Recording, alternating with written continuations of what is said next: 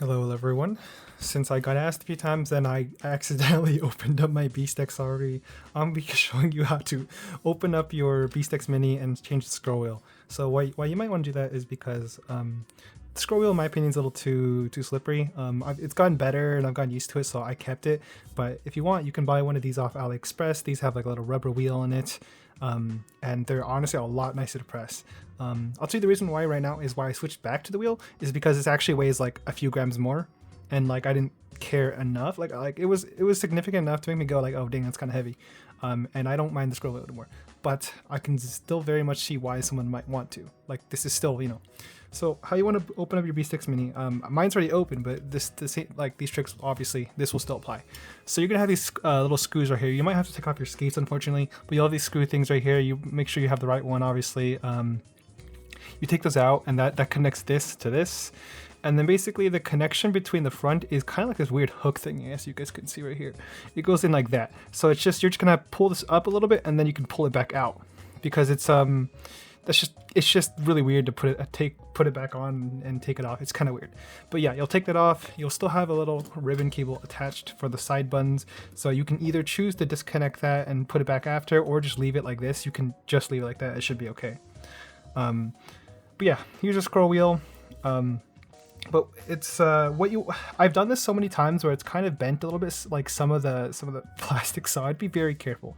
But it pretty much just is as simple as trying to take it out without like destroying everything. So like what I would do is I'd probably like do this. I'd probably hold this back a little bit, but not too much obviously. And I'd probably wiggle it out, and then I'd probably pull it out like that. I'm not gonna do it because I'll be honest, it really is, fine, maybe I'll do it if it's that easy. Yeah, see, I don't want to do it because I've been ruining that. So that is probably one of the better ways. Okay, you know what? I'm not doing it because I've done it enough times where it's going to ruin my mouse and I don't need to switch it. But basically that is how you do it. Like there's really no other way around it.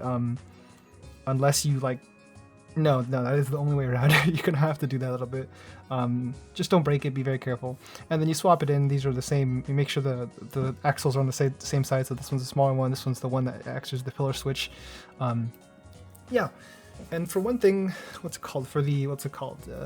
pillar switch for the middle click, I have this little piece of like tape thingy right here. I don't know how to explain it. It's just like this little piece of covering. And why I did that personally was because the scroll wheel started squeaking when I pressed down on it and moved it. And it kind of bothered me. And I lubed it at one point, it fixed it, but then it came back. So I just decided to put something like actually there, and it hasn't bothered me since. Yeah. So that's why I might do that. Maybe you'll want to do something with like tape or something, but up to you.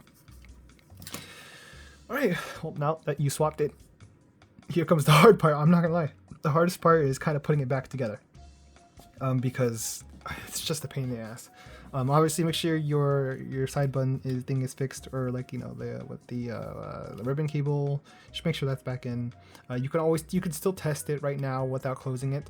So make sure you tested everything. Turn it off, turn it on, whatever. And then here's how you're gonna probably do it, because this is a pain in the ass to put on. I've done it so many times where it's probably easier to do on my mouse now, but I think I found the best technique I found was kind of lining it up regularly, maybe like this, where it's not all the way on, but it's like lightly on, and then I'd push these forward in until you can click with both of them. If that doesn't work, you might have to reseat it. Nope. This is what I mean. This is a pain in the ass to do it, so it kind of sucks. But this is my most consistent way of doing it. There we go. See? And then I close it in like that. So that is, in my opinion, the most consistent way, at least for me. Maybe it's just mine's easier to do now because I've opened it up a few times. But yeah, line it up generally like kind of like just center it a little bit, and then push down the front a little bit, and then you should feel clicks. If you don't feel clicks, try reseeing it, repeat, and then you close it. And obviously you just put your screws back in. They should go back in there. I've kind of ruined mine, to be honest, and I don't keep my skates on anymore. So actually, if I drop my mouse like from a big height or something, it will open up. So maybe you want to keep that, or just don't drop your mouse. Anyways, that's gonna be my guide for the scroll wheel replacement. I don't think there's really much else to say. Just be careful when you're obviously taking out the scroll wheel, the plastic, and the, let's see, I could probably open it again.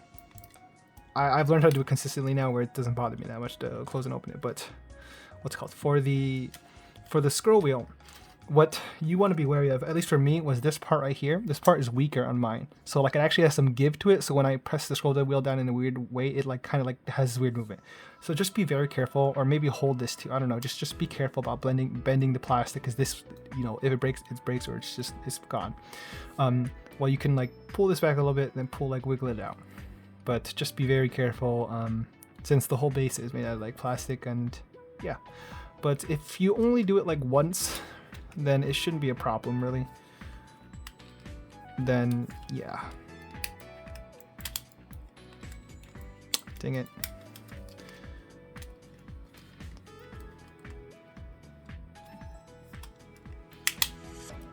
I think I did that wrong too, yeah.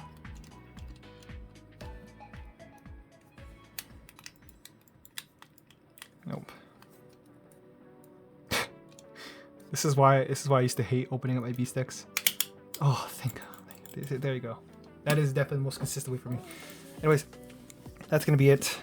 Hope that helped. If you have any other questions like that, feel free to let me know. I actually did remember I did replace the side buttons at one point, so it's really easy though. They sent me a new PCB. I screwed it out. The old ones, I put the new ones in. That's really all I did.